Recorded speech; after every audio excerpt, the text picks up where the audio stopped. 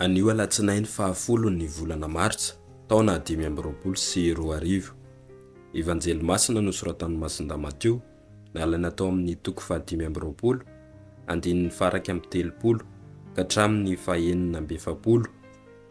Isaky ny manao izany amin'ny anankiray amin'ny reto rahalahyko kely indrindra ireto ianareo dia manao izany tampoka. Tamin'izany andro izany, i Jesoa niteny tamin'ny mpianany nanao hoe: rahefa ho avy amin'ny-boninahitra ny Zanak'olona, otronin'ny anjely rehetra, dia hipetraka eo amin'ny seza fiandrianan'ny voninahiny izy. Ho vory eo anatrehany firenena rehetra ary izy, hanavaka azy tahaka ny mpiandry, manavaka ny ondry amin'ny osy. Ny ondry moa ataony eo an-kavanany, ary ny osy kosa eo an-kaviany. Amin'izay ny mpanjaka dia ilaza amin'izay eo an-kavanany hoe: avy ianareo ry nosoavin'ny raiko, andova amin'ny fanjakana izay voavoatra ho anareo hatrizay nahariana izao tontolo izao. Fanaonao nomenareo hanina, nangetaheta aho nomenareo osotrona, ny vahiny aho nampiatranonareo, tsy nitafy aho no tafianareo, narary aho no vanginareo, tany an-tranomaizina no tsy dianareo.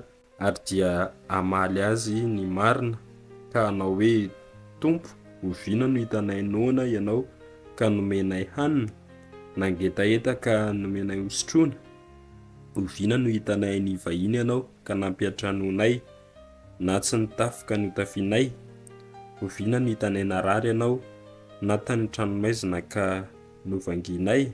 Dia namaly ny mpanjaka ka hanao hoe: lazaiko marina aminareo fa isaky ny manao izany amin'ny anankiray amin'ireto rahalahyko kely indrindra ireto ianareo dia manao izany tampoka. Ary dia hiteny amin'ireo eo an-kaviany kosa indray izy ka hanao hoe: miala amiko ianareo ry voaozina, mba ho any amin'ny afo mandrakizay izay voavoatra ho an'ny demony sy ny anjeliny.